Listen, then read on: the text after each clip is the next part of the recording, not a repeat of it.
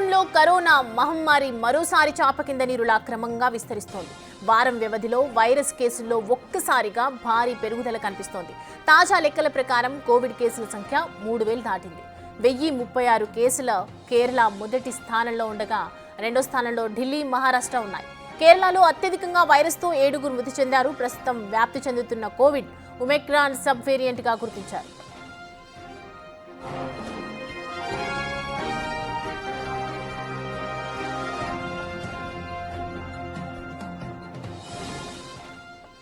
Right. ఈ మధ్యకాలంలో corona మహమ్మారి అందరికీ తెలుసు మరోసారి వస్తూ ఉంది.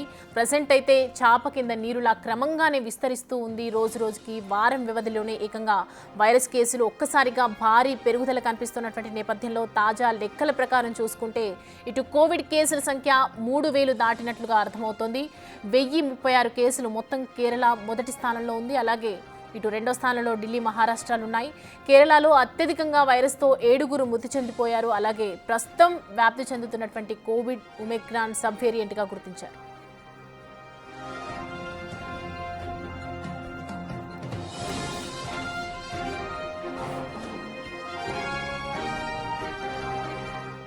ఈ అంశానికి సంబంధించి పూర్తి డీటెయిల్స్ అందించడానికి మా ప్రతినిధి సుజాత జాయిన్ అవుతున్నారు. సుజాత, కోవిడ్కి సంబంధించి కేసెస్ పెరుగుతూ ఉన్నాయి. సో ప్రజెంట్ ఇప్పటి వరకు వచ్చినటువంటి కోవిడ్ కేసెస్ డీటెయిల్స్ ఏంటి, అసలు ఎలాంటి జాగ్రత్తలు తీసుకుంటున్నారు? సౌమ్య, దేశవ్యాప్తంగా కోవిడ్ విజృంభిస్తుంది. ఇప్పటికే 3000కి పైగానే కేసులు నమోదయ్యాయి. కేరళలోనే 1100కి పైగానే కేసులు నమోదవడంతో పాటు అటు ఢిల్లీ, కర్ణాటక వేరువేరు రాష్ట్రాల్లో కూడా కోవిడ్ కేసులు నమోదవుతున్నాయి. అయితే ఇప్పటి వరకు 7 కోవిడ్తో మృతి చెందినట్లు తెలుస్తుంది. కోవిడ్ వ్యాపించినటువంటి వాళ్ళు కూడా ఎక్కువ శాతం దీర్ఘకాలిక సమస్యలతో బాధపడుతున్నటువంటి వాళ్ళు, ఈ కోవిడ్ చనిపోయినటువంటి వాళ్ళు ఎక్కువ శాతం ఉన్నట్లుగా కూడా అటు వైద్య అధికారులు చెప్తున్నారు. ప్రస్తుతానికి తెలంగాణ రాష్ట్రంలో పెద్దగా భయపడాల్సినటువంటి పరిస్థితి లేదు.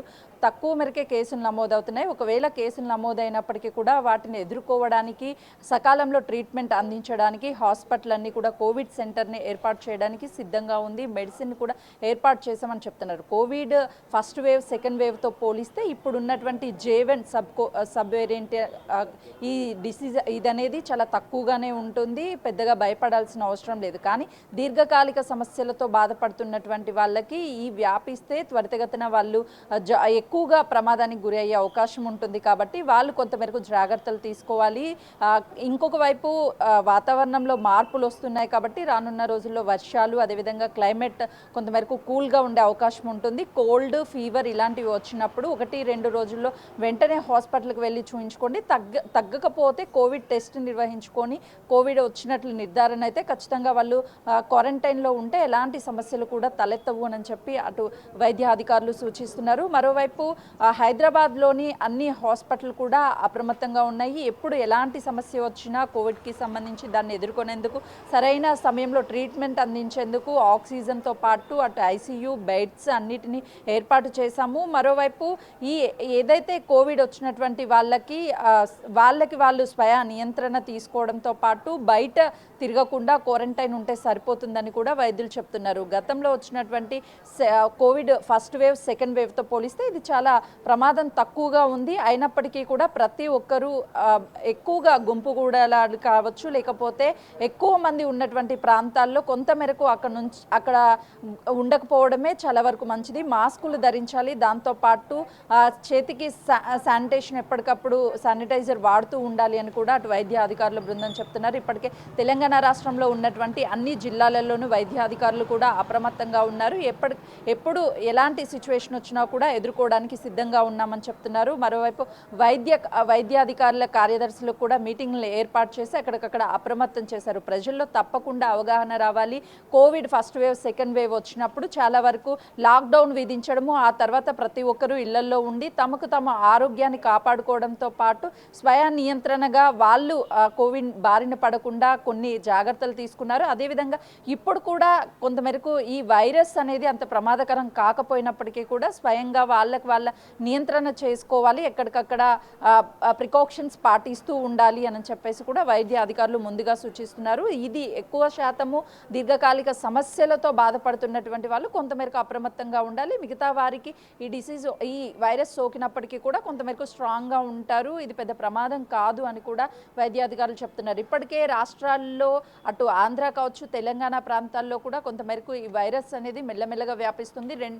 మే 25 వరకు కొంతమేరకు కంట్రోల్లో ఉన్నటువంటి ఈ వైరస్ 4 రెట్లు ఎక్కువగా ఇప్పుడు వ్యాపించడంతో కొంతమేరకు ఆందోళన చెందుతున్నారు ప్రజలు. కానీ ఎలాంటి ఆందోళన చెందాల్సినటువంటి అవసరం లేదు.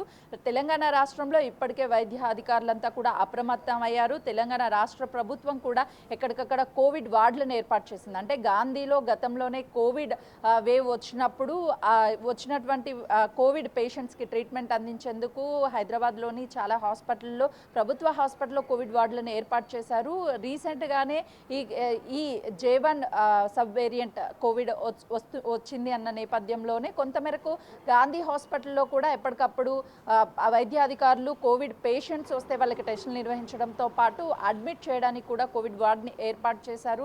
ఆ కోవిడ్ 30 బెడ్లతో రెండు గదుల్లో కూడా బెడ్లను ఏర్పాటు చేసి వచ్చినటువంటి పేషెంట్స్కి ట్రీట్మెంట్ చేసేందుకు అనుగుణంగా ఉంది. ఎవరు ఇబ్బంది పడాల్సినటువంటి అవసరం కూడా లేదు అని చెప్తున్నారు. అయితే ఈ కోవిడ్ని ఎదుర్కోవడానికి తెలంగాణ రాష్ట్ర ప్రభుత్వం కూడా సిద్ధంగా ఉంది. ఎలాంటి ఇబ్బందులు లేకుండా సరి అయిన సమయంలో అందరికీ ట్రీట్మెంట్ అందించేందుకు అన్ని రకాల ఎక్విప్మెంట్స్తో పాటు కోవిడ్ వార్డ్స్ని ఏర్పాటు చేయడంతో పాటు అదేవిధంగా మెడిసిన్ కూడా అందుబాటులో ఉంది. కాబట్టి ఎవరు ఆందోళన చెందాల్సినటువంటి అవసరం కూడా లేదు అని చెప్పేసి చెప్తున్నటువంటి సిచ్యువేషన్ ఉంది. ఇక దేశవ్యాప్తంగా చూస్తే 7 కోవిడ్తో మృతి చెందినట్లుగా కూడా అటు వైద్య అధికారులు కేంద్ర వైద్య అధికారులు కూడా చెప్తున్నటువంటి పరిస్థితి ఉంది. రానున్నటువంటి రోజుల్లో కోవిడ్ సబ్ వేరియంట్ ఏ రూపంలో వచ్చినా కూడా దానిని తట్టుకొని నిలబడడానికి ప్రజలకి సరైన టైంలో ట్రీట్మెంట్ చేయడానికి అన్ని రకాల వసతులను ఏర్పాటు చేశారు. కొంతమేరకు ప్రజల్లో కూడా అవగాహన ఉంది కాబట్టి ఎవరికి వాళ్ళు స్వయంగా జాగ్రత్తలు తీసుకోవాల్సినటువంటి అవసరం ఉందని కూడా వైద్య అధికారులు సూచిస్తున్నారు. Soumya. Right Sujatha, thanks for the updates. Right, చూస్తున్నాం కదా దేశవ్యాప్తంగా మొత్తం కూడా 1036 కేసులు నమోదైనటువంటి నేపథ్యంలో ఎవరైతే ముఖ్యంగా రోగ నిరోధక శక్తి తక్కువగా ఉన్న వాళ్ళు అప్రమత్తంగా ఉండాలి, తగు జాగ్రత్తలు తీసుకోవాలి. ఏ సింటమ్స్ ఉన్నా కూడా వెంటనే వెళ్ళి టెస్ట్ చేసుకోవాలి. ప్రభుత్వం కూడా అన్ని రకాలుగా తోడుంటుందని చెప్తూ ఉన్నారు వైద్యులు.